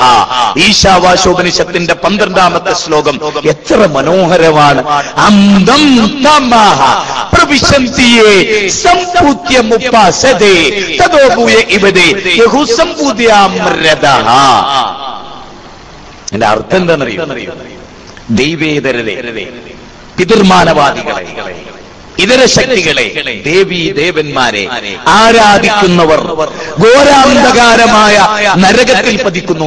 ഘോരാന്ധകാരമായ നരകം അത് വിമോചനത്തിനെതിരാണ്, സാൽവേഷനെതിരാണ്. സാൽവേഷൻ എന്നത് സ്വർഗത്തിൽ പ്രവേശിക്കലാണ്. മനുഷ്യ ജീവിതത്തിന്റെ മഹത്തായ ലക്ഷ്യം നമ്മുടെ പിതാവ് ഇറങ്ങി വരികയും തിരിച്ച് നമ്മുടെ പിതാവ് ചെല്ലുകയും ചെയ്യുന്ന സ്വർഗം, പർദീസ, അവിടെ എത്തുക എന്നുള്ളതാണ്. അതാണ് ശരിക്കുള്ള സാൽവേഷൻ. അതിന് ഇഹലോകത്ത് മനുഷ്യർ ചിലത് പഠിച്ചേ തീരും. നിങ്ങൾ നോക്കേ, ന്യൂ എൻസൈക്ലോപീഡിയ ബ്രിട്ടാനിക്ക, പഴയ സംസ്കൃത നിഘണ്ടു, ഇതെല്ലാം പരിശോധിച്ചാൽ നിങ്ങൾക്ക് കാണാൻ കഴിയും ഓം എന്ന പദം അതെന്തിനെ കുറിക്കുന്നു? പരബ്രഹ്മവാചകമായ പ്രണവമന്ത്രം എന്നാണ് അതിനെ സംബന്ധിച്ച് നൽകി. പരബ്രഹ്മവാചകമായ പ്രണവമന്ത്രം. നാരായണ, നമ്മൾ സാധാരണ നിങ്ങൾ കാണാം, നിലവിളക്ക് കൊളുത്താൻ വരുന്ന ഏതൊരു ഹിന്ദു സ്ത്രീയും നാരായണ നാരായണ. എന്താ നാരായണ? നരകൃത ശുഭാശുഭഗ്രാഹിയായവൻ എന്നാണ് പത്തിന്റെ അർത്ഥം. എങ്കിൽ നരകൃത ശുഭാശുഭഗ്രാഹി, ഇന്നഹു അലീമും ബിദാത്തി സുദൂർ. നിങ്ങളുടെ ഹൃദയത്തിലുള്ളത് അറിയുന്നവൻ ആരോ, അത് അല്ലാഹുവിന്റെ ഒരു ഗുണമാണ്. അതാണ് നരകൃത ശുഭാശുഭഗ്രാഹി. മനുഷ്യന്റെ ഹൃദയത്തിന്റെ ശുഭങ്ങളെയും അശുഭങ്ങളെയും അറിയുന്ന സിട്ടാവേ എന്നാണ്. പക്ഷേ നാരായണ എന്ന് വിളിക്കുന്ന ഒരു ഹിന്ദുവിന്റെ മനസ്സിൽ ഇതാണോ ഉള്ളത്? ഒരിക്കലും അല്ല എന്നുള്ളതാണ് സത്യം. നരകൃത ശുഭാശുഭഗ്രാഹി ഇതുവാൻ ദൈവത്തെ കുറിച്ച് പറഞ്ഞൊരു പരാമർശമാണ്. ഇതുവാൻ സിന്ധു നദീതട നാഗരികതയിൽ മോഹൻജോദാരോ ഹാരപ്പൻ സംസ്കാരത്തിലെ ആ മനുഷ്യർ അവർ ദൈവത്തിന് നൽകിയൊരു വിശേഷം ഇതുവാൻ. ഇതുവാൻ എന്ന് പറഞ്ഞാൽ രക്ഷകൻ, രക്ഷകൻ, റബ്ബ്. എന്താ റബ്ബ് എന്ന അറബി പദം? റബ്ബ് എന്ന അറബി പദത്തിന്റെ അർത്ഥം ഞാൻ ലളിതമായി നിങ്ങൾക്ക് വിശദീകരിച്ചു തരാം. ഒരു അരയാൽ കുരു കണ്ടിട്ടുണ്ടോ? അരയാൽ കുരു എന്ന് പറഞ്ഞാൽ വളരെ ചെറിയതാണ്. അതിങ്ങനെ പൊട്ടിച്ചു നോക്കിയാൽ വെളുപ്പ് വളരെ ചെറിയ ഒരു കുരുവാൻ. അതിൽ നിന്നാണ് ഒരു വടവൃക്ഷം ഉണ്ടാവുന്നത്. ഇനി റബ്ബ് എന്ന പദം എന്താ? ഇതുമായുള്ള കണക്ഷൻ ഒരു വസ്തുവിന്റെ സ്റ്റാർട്ടിങ്ങിൽ നിന്ന് അതിന്റെ എൻഡ് വരെയുള്ള നിർണായകമായ ഘട്ടത്തിൽ എന്തൊക്കെ അതിനനിവാര്യമാണോ അതെല്ലാം നൽകി പോറ്റി വളർത്തുന്നവൻ എന്നാണ് റബ്ബ് എന്ന അറബി പദത്തിന്റെ അർത്ഥം. ഇതുവാൻ എന്ന് അക്കാലഘട്ടത്തിൽ ഉപയോഗിച്ച പദം. മൗലാന അബുൽ കലാം ആസാദ്, മൗലാന ആസാദ് എന്ന് പറഞ്ഞിട്ടൊരു ഗ്രന്ഥമുണ്ട്. അതിന്റെ 103-ാമത്തെ പേജ് നിങ്ങൾ എല്ലാവരും പരിശോധിക്കണം. ആസാദ് പറയാണ് ഇതുവാൻ എന്ന് പറഞ്ഞ റബ്ബ്, പോറ്റി പരിപാലിക്കുന്നവൻ, രക്ഷകൻ. അതാരാ? ആ രക്ഷകനാരാ? ലോകത്തിന്റെ രക്ഷകനാണ്. കൃമികീടങ്ങൾ മുതൽ ജീവിയായ നീലത്തിലിംഗലത്തവരെ ഒരൊറ്റ ചോദ്യം ഞാൻ ചോദിച്ചോട്ടെ. ഫുഡ് കോർപ്പറേഷനുകളിൽ മനുഷ്യന് ആവശ്യമായ അരി കെട്ടിക്കിടക്കുന്നുണ്ട് പലയിടങ്ങളിൽ. ഞാൻ ഇതൊക്കെ നമുക്ക് വിഷയീഭവിക്കുന്ന കാര്യങ്ങളാണ്. പട്ടിണി, അന്നം കിട്ടാത്തവരെ കുറിച്ചുള്ള കഷ്ടപ്പാടുകൾ, ഇന്തോനേഷ്യയിലെ ദുരന്തങ്ങൾ, സൊമാലിയ കുട്ടികളുടെ പിക്ചറുകൾ, കഴുകൻ കുട്ടിയെ തിന്നാൻ കാത്തിരിക്കുന്ന പിക്ചറുകൾ. ഒരുപക്ഷെ ഒരു കാലഘട്ടത്തിലെ ചാനലിലെ ഏറ്റവും വലിയ പിക്ചറുകളിൽ ഒന്ന് അതായിരിക്കാം. ഒരു കുഞ്ഞിനെ റാഞ്ചി കൊണ്ടുപോകാൻ മെനക്കെടുന്ന ഒരു മഹാ കഴുകന്റെ പിക്ചർ നിങ്ങൾ ഓർക്കുണ്ടാവും. ആ ഫോട്ടോഗ്രാഫർക്കായിരുന്നു ലോകത്തിലെ ഏറ്റവും വലിയ അവാർഡ്. അയാൾ തൂങ്ങി മരിക്കേണ്ടായി. ഞാൻ ആ ഭാഗത്തേക്ക് കടന്നു പോകുന്നില്ല. ഞാൻ പറയുന്നത് നിങ്ങൾ ഇതെല്ലാം മനുഷ്യന് വിഷയീഭവിക്കണം. എന്നാൽ കോടിക്കണക്കിന് ജീവജാലങ്ങൾക്ക് ആര് ഭക്ഷണം നൽകുന്നു എന്നതിനെ കുറിച്ച് ഇന്ന് വരെ ഒരു ഹിന്ദുവും മുസ്ലിമും ക്രിസ്ത്യാനിയും ഗൗരവമായി ആലോചിച്ചു. ഞാൻ ലക്ഷദ്വീപിലെ അള്ളാഹുവിന്റെ അപാരമായ അനുഗ്രഹം ഇന്നും ഞാൻ വിചാരിക്കുന്നു. ഈ ഓക്സിജൻ സിലിണ്ടർ ഒക്കെ കൊളുത്തിയിട്ട് ഡീപ് സീ 50 അടി കടലിന്റെ അടിയിൽ ചെല്ലുന്ന മഹാമുങ്ങൽ വിദഗ്ധന്മാർ, അവരുടെ കൂടെ ഡീപ് സീയിൽ ഒരു 4-5 തവണ എനിക്ക് പോകാൻ കഴിഞ്ഞിട്ടുണ്ട്. മത്സ്യങ്ങളുടെ വർണ്ണരാജികളും പ്രപഞ്ചത്തിൽ കടലിൽ അല്ലാഹു ഒരുക്കിയ അത്ഭുതങ്ങളും കണ്ട് കണ്ണഞ്ചി പോകുന്ന റബ്ബന. ഞാൻ ആ വെള്ളത്തിൽ ഒരുപാട് തവണ പറഞ്ഞ വാചകങ്ങളിലൊന്ന് റബ്ബന മാ ഖലഖത ഹാദാ ബാതില. ഇതൊന്നും പടച്ചോനെ വെറുതെ ശ്രദ്ധിച്ചല്ല ഞാൻ പറയുന്നത്. ഈ ജീവവർഗങ്ങൾക്ക് അല്ലാഹു നൽകുന്ന ഭക്ഷണം, ചെടിയെ പോലെയുള്ള ജീവി, മരത്തെ പോലെയുള്ള ജീവി, കരിങ്കല്ല് പോലെയുള്ള ജീവി, ഏതൊരു കല്ലിലാണോ ആ ജീവി ആ കല്ലിന്റെ കളർ, സുബ്ഹാനല്ലാഹ്, ഏതൊരു ചെടിയിലാണോ ആ ജീവി ആ ചെടിയുടെ കളർ, ഏതൊരു പ്രദേശത്താണോ അതിന്റെ കളർ. ആരാണ് ഈ ഡിസൈനർ? ആരാണ് ഈ ഡിസൈനർ? ആ സിദ്ധാവിലേക്ക് മാനവതയെ ക്ഷണിക്കാൻ അത് യേശുക്രിസ്തുവാണ് എന്നൊരു ക്രിസ്ത്യാനി പറഞ്ഞാൽ മടയാ, യേശുക്രിസ്തു ജനിക്കുന്നതിന് മുമ്പ് മോനെ സാഗരല്ലേ ഉണ്ട്, ഈ മത്സ്യങ്ങളില്ലേ ഉണ്ട്. അപ്പൊ ആരാണ് അതിനെ ഡിസൈൻ ചെയ്തത്? ആരാണ് ഡിസൈൻ ചെയ്തത്? അതൊരു പ്രസക്തമായ ചോദ്യമാണ്. ഒരു ചിങ്ങമാസത്തിലെ അർദ്ധരാത്രിയിൽ ദേവകിയുടെ 8ാമത്തെ പുത്രനായി ശ്രീകൃഷ്ണൻ ജനിച്ചു എന്ന് വായിച്ചപ്പോ, ഞാനിത് വായിച്ച ആദ്യ ദിനം ഞാൻ ചാരി ഇരുന്നുകൊണ്ട് ആലോചിച്ചു, ദേവകിയുടെ 8ാമത്തെ പുത്രനായി ശ്രീകൃഷ്ണൻ ജനിക്കുമ്പോ ദേവകി ഇവിടെ ഉണ്ടല്ലോ, ആകാശവും ഭൂമിയും സർവ്വചരാചരങ്ങളും ഇവിടെ ഉണ്ടല്ലോ, 7 മക്കൾ അതിന് മുമ്പേ ഇവിടെ ഉണ്ടല്ലോ. അവരെ ആരെ സൃഷ്ടിച്ചത്? ശ്രീകൃഷ്ണനെല്ലാം ഉറപ്പായി. ദശരഥ മഹാരാജാവിന്റെ പുത്രകാമേറ്റി യാഗം നടത്തി, യാഗത്തിന്റെ അന്തിമഘട്ടത്തിൽ ശൃംഗമുനി പായസാനം നൽകി, കൈകേയി, കൗസല്യ, സുമിത്ര മൂവരും ഗർഭം ധരിച്ച് കൗസല്യയുടെ പുത്രനായി ശ്രീരാമൻ ജനിച്ചു എന്ന കഥ വായിക്കുമ്പോൾ എന്റെ മനസ്സിൽ വിദ്യാ വാചാസ്പതി വി പനൂളി, ശങ്കരദർശനം എന്ന് പറഞ്ഞിട്ട് അദ്ദേഹത്തിന് ഒരു ഗ്രന്ഥമുണ്ട്. വാൽമീകിയുടെ രാമൻ എന്ന് പറഞ്ഞിട്ടൊരു ഗ്രന്ഥമുണ്ട്, മാതൃഭൂമി പബ്ലിക്കേഷനാണ്. 7 തവണ വായിച്ചു ഞാൻ. അത്ര ഹരമുള്ള, അതായത് ശ്രീരാമൻ ദൈവമാണോ എന്നുള്ളതാണ് ചർച്ച. ആനി ബസന്റിന്റെ അഭിപ്രായം, ജവഹർലാൽ നെഹ്റുവിന്റെ അഭിപ്രായം, മഹാത്മാഗാന്ധിയുടെ അഭിപ്രായം, ഹൈന്ദവ പണ്ഡിതന്മാരുടെ അഭിപ്രായം, അങ്ങനെ വ്യത്യസ്തമായ. അതിലവർ പറയുന്ന ഒരു പ്രധാന പോയിന്റ് എന്താ അറിയോ? സീതയെ സംശയിച്ച ആളാണ് ശ്രീരാമൻ. ഒരു ദൈവത്തിന് ഒരു പെണ്ണിന്റെ മനസ്സറിയാതെ പോവുകയോ, അതുകൊണ്ട് കേവലം ഒരു ഭർത്താവ് മാത്രമായിരുന്നു ശ്രീരാമൻ എന്നാണ് അതിലെ പ്രധാനമായ ഒരു ചർച്ച. കാരണം സ്വന്തം ഭാര്യ പരിശുദ്ധയാണോ അല്ലോ എന്ന് യേശുവിനെ ശ്രീരാമനെ സംശയിക്കേണ്ടി വന്നു. അതുകൊണ്ട് സീതയെ അഗ്നികുണ്ഡത്തിലൂടെ നടത്തിച്ചു എന്നാ പറയുന്നത്. അങ്ങനെയുള്ള ഒരാള് സ്വന്തം ഭാര്യയുടെ മനസ്സറിയാത്ത ആയിഷ ബീവിയുടെ കഥ വേണമെങ്കിൽ നബി സല്ലല്ലാഹു അലൈഹി വസല്ലമയെ നമുക്ക് ബന്ധപ്പെടുത്താം. മനുഷ്യന്റെ ജീവിതത്തിൽ അവനറിയാത്ത പലതുമുണ്ട്. ഓക്കെ, 130 ഗ്രാം ഭാരമുള്ള കിഡ്നി വീക്കായി. പക്ഷെ സായിബ പറഞ്ഞില്ല, ഈ ശ്വാസകോശം കംപ്ലീറ്റ് നശിച്ചു പോയിരുന്നു, പഴം ജ്യൂസ് അടിച്ച മാതിരിയായിരുന്നു എന്നാണ്. പക്ഷെ അതേ അറിഞ്ഞില്ല. ഡൗണായി താഴെ വീണപ്പോൾ മാത്രമാണ് ഹോസ്പിറ്റലിലെത്തി ബോധം തെളിഞ്ഞപ്പോഴാണ് ഞാൻ ഇന്ന് ഹോസ്പിറ്റലിലാന്ന് പോലും സായിബ പറയും. ഞാൻ പറയുന്നത് സ്വന്തം ശരീരത്തിലെ 130 ഗ്രാം ഭാരമുള്ള കിഡ്നി വീക്കായതറിയാൻ കഴിയാത്ത ഒരാള് ലോകത്തിലെ മനുഷ്യനെ നിയന്ത്രിക്കുമെന്ന് വിശ്വസിക്കുന്ന പാവം പിടിച്ച മനുഷ്യരോട് മോക്ഷത്തിന്റെ സന്ദേശം പറയേണ്ടത് അനിവാര്യമാണ് എന്നതല്ലേ നമ്മെ തെളിയിക്കുന്നത്. നിങ്ങൾ ആലോചിച്ച് നോക്ക്, അവനെ തിരിച്ചു വിളിക്കാൻ മോനെ ഈ ലോകത്തിന്റെ സൃഷ്ടാവിലെ ഭഗവാൻ രജനീഷ്, അയാൾക്ക് പ്രമേയ രോഗം രൂക്ഷമായിരുന്നു, ആസ്തമ രൂക്ഷമായിരുന്നു, സന്ധിവേദന രൂക്ഷമായിരുന്നു. പടച്ചോന് സന്ധിവേദന, ഭഗവാൻ രജനീഷ് എന്നാ പേര്. പടച്ചോന് കൊളസ്ട്രോളോ? എന്തൊരു കഥ ഇത്! ഈ മഹാപ്രപഞ്ചത്തിന്റെ നാഥനെ അസുഖമോ, ഊരവേദന, എന്തൊരു കഷ്ടമാണ്!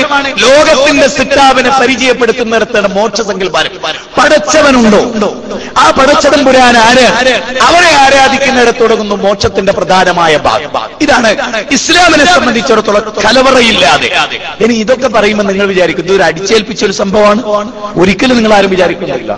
നിങ്ങൾക്ക് വേണോ മോക്ഷസങ്കല്പം? നിങ്ങൾക്ക് സ്വീകരിക്കാം. പക്ഷേ ഒരു കാര്യം ഖുർആൻ ഗൗരവമായി ഓർമ്മപ്പെടുത്തി, ഇലല്ലാഹി മർജിഉകും ജമീഅ ഫഉനബ്ബിഉകും ബിമാ കുൻതും തഅമലൂൻ. അതെ, നിങ്ങളെല്ലാവരും നിങ്ങൾക്ക് ഏത് വിശ്വാസവും സ്വീകരിക്കാം, നിരീശ്വരവാദിയാവാം. മതവിശ്വാസികൾ നിങ്ങളെ നിയന്ത്രിക്കില്ല. അതിന്റെ പേരിൽ ഒരു മതവിശ്വാസിയും അതിന്റെ പേരിൽ നിങ്ങളെ കൊല്ലാൻ പറ്റില്ല. ഇസ്ലാമിന്റെ ഒരു പ്രത്യേകത തന്നെയല്ലേ, ജൂതവിശ്വാസികളുടെ കൂടെ ചില മുസ്ലിം കുട്ടികൾ പോയപ്പോഴാണ് അവർ ജൂതന്മാരായി പോകുന്ന സംശയിച്ചപ്പോൾ ഇറക്കിയ ഖുർആനിക വചനാണ് 2-ാം അധ്യായം 256-ാമത്തെ വചനം, 10-ാം അധ്യായം 99-ാമത്തെ വചനം, 88-ാം അധ്യായം 16-17 വചനങ്ങൾ. എത്ര വചനങ്ങൾ! ആ വചനങ്ങളെല്ലാം എന്താ? ലാ ഇക്റാഹ ഫിദ്ദീൻ ഖദ് തബയ്യന അർ-റുശ്ദു മിനൽ ഗയ്. മതത്തിൽ ബലാത്കാരമില്ല. നിയമം ചൊല്ലിച്ച് AK-47 വെച്ച് വിളിക്കല അല്ലാഹ് എന്ന് പറയേണ്ട ഒരു അവസ്ഥ ഇസ്ലാമിന് ഇല്ല. ഇസ്ലാം വളരെ സുതാര്യമാണ്. തറത്തുകും അലൽ മഹജ്ജത്തിൽ ബൈളാ ലൈലുഹാ കനഹാരിഹാ. അപാരമല്ല മൊഴിമുത്തുകളിൽ ഇത്ര ശ്രേഷ്ഠമായ മൊഴിമുത്തുകൾ. എന്താ? പ്രകാശപൂരിതമായ ഒരു പാതയിൽ നിങ്ങളെ വിട്ടേച്ചുകൊണ്ടാണ് ഞാൻ കടന്നു പോകുന്നത്. അതിന്റെ രാത്രിയിലെ അത് പകലിനെപ്പോലെ പ്രശോഭിതമാണ്. ഇതിനൊരു നിഗൂഢതയുണ്ടോ? ഇതിനൊരു സുതാര്യതക്കപ്പുറത്തുള്ള ഒരു വഴിയുണ്ടോ? ഇല്ല. ഇതിന്റെ ഉള്ളും പുറവും വന്നാൽ അതെ നമ്മുടെ ഉള്ളിലുള്ളതാണ് ഈ പുറത്തേക്ക് വരുന്നത്. ഉള്ളിലൊന്ന് ഒതുക്കി പുറത്തേക്കൊന്ന് പറയാ. അത് ശീലിച്ചവരല്ല പ്രവാചകന്റെ പ്രബോധക സമൂഹം എന്ന് പറയുന്നത് നിങ്ങൾ ഗൗരവമായി മനസ്സിലാക്കണം. അവിടെയാണ് മതങ്ങൾ. ഈ മതങ്ങൾ എന്ന് പറയുന്നത് മനുഷ്യർ പലപ്പോഴും നിങ്ങൾ നോക്ക്, 25-ാം യുക്തിവാദി സ്റ്റേറ്റ് സമ്മേളനത്തിന്റെ മുദ്രാവാക്യം എന്തായിരുന്നു? മതം തുലയട്ടെ, മനുഷ്യരൊന്നാകട്ടെ എന്നാണ്. മനുഷ്യരെ ഒന്നാക്കിയത് മതമാണ്. നിങ്ങൾ നോക്ക്, മതമല്ല പ്രശ്നം, എരിയുന്ന വയറിന്റെ വിളിയാണ് പ്രശ്നം എന്ന് പ്രഖ്യാപിച്ചവർ. പോളണ്ടിലെ തൊഴിലാളി വർഗത്തിന്റെ ഏറ്റവും വലിയ നേതാവ്, അദ്ദേഹത്തിന്റെ വാക്കിൽ എന്തറിയോ? കമ്മ്യൂണിസം അധികാരത്തിൽ വരുന്നതിന് മുമ്പ് ഭക്ഷണം ചോദിക്കാൻ ഞങ്ങൾക്ക് അവകാശമുണ്ടായിരുന്നു, വസ്ത്രം ചോദിക്കാൻ ഞങ്ങൾക്ക് അവകാശമുണ്ടായിരുന്നു, പാർപ്പിടം അന്വേഷിക്കാൻ ഞങ്ങൾക്ക് അവകാശമുണ്ടായിരുന്നു. പക്ഷെ കമ്മ്യൂണിസം അധികാരത്തിൽ വന്നപ്പോ ഈ 3 സ്വാതന്ത്ര്യങ്ങൾ ഞങ്ങൾക്ക് നഷ്ടപ്പെട്ടു. ഈ 3 സ്വാതന്ത്ര്യവും ഞാൻ പറയുന്നത് മനുഷ്യർക്ക് വിലപ്പെട്ട ഓഫറുകൾ നൽകി വന്ന പ്രത്യയശാസ്ത്രം. ഈ പ്രത്യയശാസ്ത്രങ്ങൾ പരാജയപ്പെട്ടു. ഇപ്പൊ മദ്യത്തിന്റെ ദുരന്തം കേരളത്തെ വരിഞ്ഞു മുറുക്കുകയും അതിനെതിരെ ശക്തമായ പഠനങ്ങളും ചർച്ചകളും നടക്കുമ്പോ ഞാൻ വിചാരിക്കണം മാറി വരുന്ന സർക്കാരുകളോട്. ഇപ്പൊ നിങ്ങൾ നോക്കൂ, നിങ്ങൾ കാർൽ മാർക്സിനെ അനുസരിച്ച് മദ്യമുക്തമായ മഹാത്മാഗാന്ധിയുടെ സങ്കല്പമായിരുന്നു മദ്യമുക്തമായ ഒരു ലോകം. ഗാന്ധിജി കുടിച്ചിരുന്നില്ല. പക്ഷേ കാർൽ മാർക്സിന്റെ സങ്കല്പമായിരുന്നു മദ്യമുക്തമായ കേരളമെന്നോ ലോകമെന്നോ പറയാൻ കഴിയില്ല. കാരണം കാർൽ മാർക്സ് കുടിക്കാത്ത ഒറ്റ ദിവസം ഉണ്ടായിട്ടില്ല. ഞാനല്ല പറയുന്നത്, കാർൽ മാർക്സ് പറഞ്ഞ അദ്ദേഹത്തിന്റെ ആത്മകഥയിലുള്ള വരികളാ പറയുന്നത്. ഞാൻ യൂണിവേഴ്സിറ്റി പഠിച്ചപ്പോ എന്റെ സർവകലാശാല ഒരു മദ്യശാല കൂടിയായിരുന്നു. മദ്യപിച്ച് ബഹളുണ്ടാക്കിയിട്ട് എന്റെ യൂണിവേഴ്സിറ്റി എന്നെ പുറത്താക്കി ജയിലടച്ചു. ജയിലിന്റെ കമ്പനികളൊക്കെ നന്നായിട്ട് മദ്യപിക്കുന്നവരായിരുന്നു. ഞങ്ങൾ കള്ളിഷാപ്പിൽ നിന്ന് ബഹളം വെച്ചിട്ട് പോലീസുകാർ ഞങ്ങൾ ഓടിച്ചിട്ടിടിച്ചു എന്ന് കാർൽ മാർക്സ് പറയുന്നതാണ്. ഞാൻ പറയുന്നത് ലോകത്തെ ഏതൊരു ദർശനവും മാനവ സമൂഹത്തെ പിടിച്ചു കുളിക്കുന്ന എങ്ങനെ അത്ഭുതകരമാണ് ഇസ്ലാമിന്റെ രീതി എന്നാണ് ഞാൻ പറയുന്നത്. ഇസ്ലാം മോക്ഷസങ്കല്പം എന്നല്ല ഈ വിഷയം അവതരിപ്പിക്കുമ്പോ ഇത് നിങ്ങളുടെ മുമ്പിൽ ഒരു അടിച്ചേൽപ്പിക്കേണ്ട സ്വരമല്ല.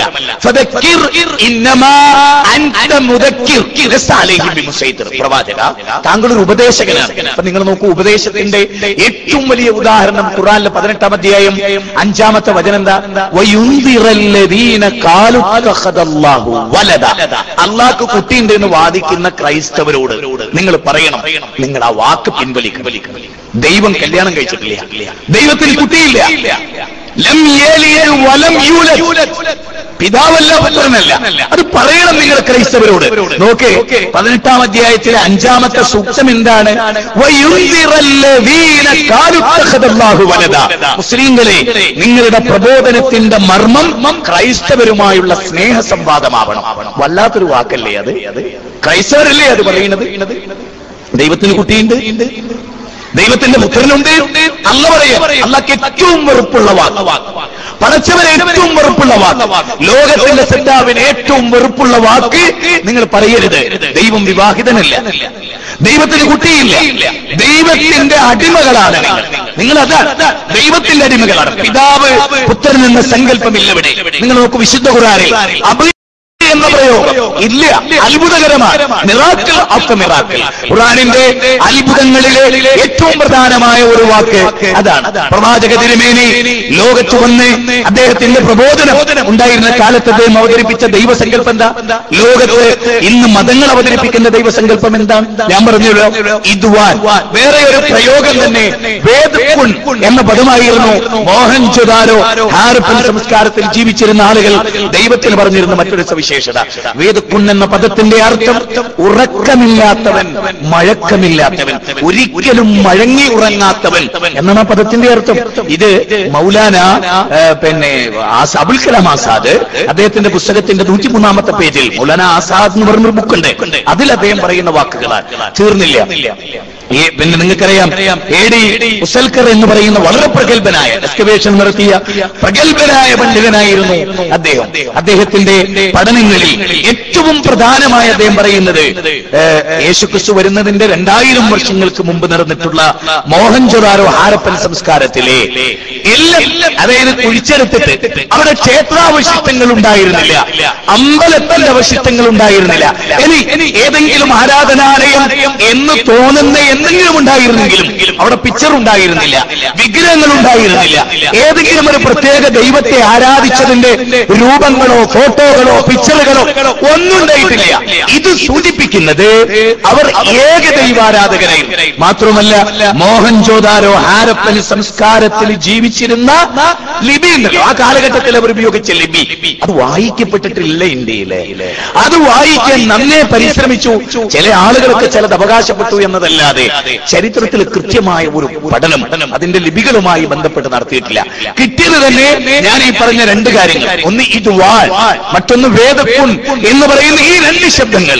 ഈ 2 ശബ്ദങ്ങളും അല്ലാഹു ലാ ഇലാഹ ഇല്ലാ ഹുവൽ ഹയ്യുൽ ഖയ്യൂം, വല്ലാത്തൊരു പ്രയോഗമാണ്. അല്ലാഹു എന്ന് പറഞ്ഞാൽ ഉറക്കമില്ലാത്ത, മയക്കമില്ലാത്ത, ക്ഷീണമില്ലാത്ത പ്രപഞ്ചത്തിന്റെ നാഥൻ എന്നാണ്. നമ്മൾ ആലോചിക്കേണ്ടത്, ഇസ്ലാം ലോകത്തിന്റെ മുമ്പിൽ അവതരിപ്പിക്കുന്ന ദൈവസങ്കല്പമാണ് മോക്ഷത്തിന്റെ ഏറ്റവും പ്രധാനമായ കാര്യം.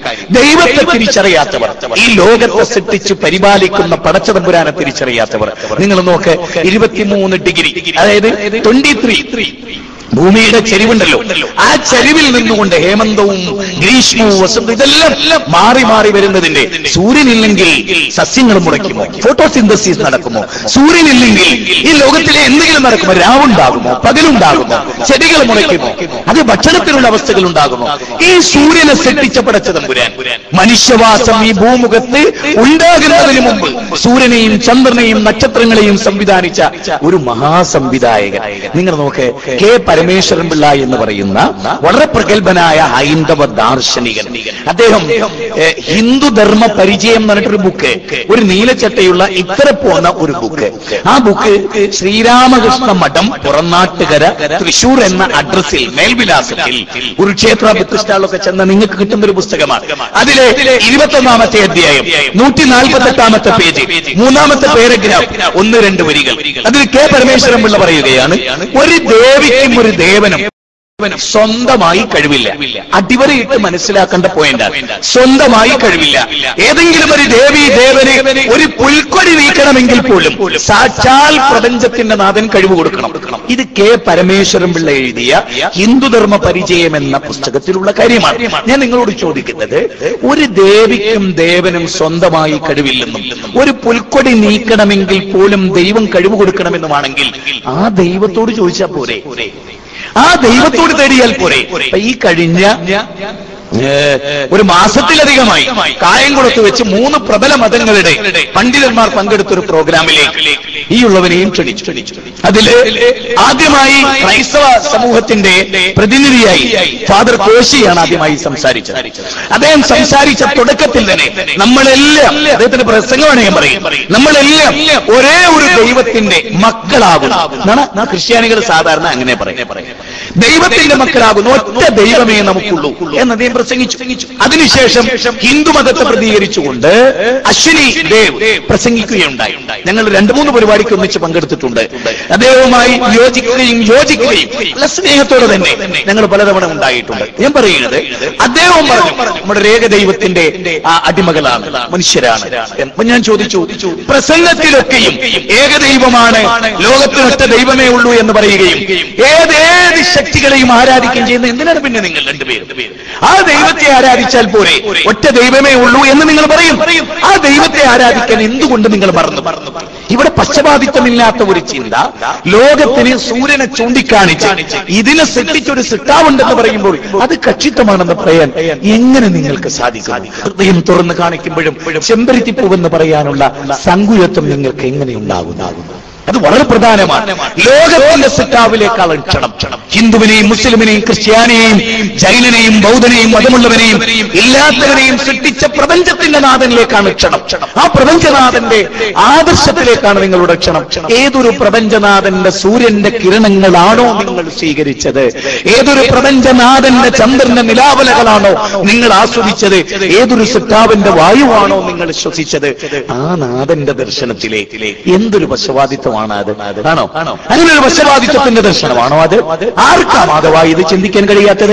ഞാൻ നിങ്ങൾക്ക് വേദഗ്രന്ഥത്തിലെ ചില വാചകങ്ങൾ പറഞ്ഞുതരാം. ഇരുന്ന് ചിന്തിക്കേണ്ട വാചകങ്ങളാണ്. ഇന്ന് ചെന്ന് നിങ്ങളുടെ ഫ്ളാറ്റുകളിൽ, നിങ്ങളുടെ ഭവനങ്ങളിൽ, നിങ്ങൾ താമസിക്കുന്നിടത്ത് ഒന്നൊറ്റക്ക് കിടന്ന് ഇന്നൊന്നൊറ്റക്ക് ചിന്തിച്ച് ഒന്ന് ആലോചിച്ച് നോക്കി. ഞാൻ നിങ്ങൾക്ക് കേൾപ്പിച്ചു തരാം ചില വചനങ്ങൾ. ഒന്ന് നിങ്ങൾ കേട്ടോളൂ. അതുപോലെ ഞാൻ എന്റെ പ്രഭാഷണത്തിന്റെ തുടക്കത്തിൽ ഉദ്ധരിച്ച വേദത്തിലെ ഒരു വാക്ക്, കേനോപനിഷത്തിന്റെ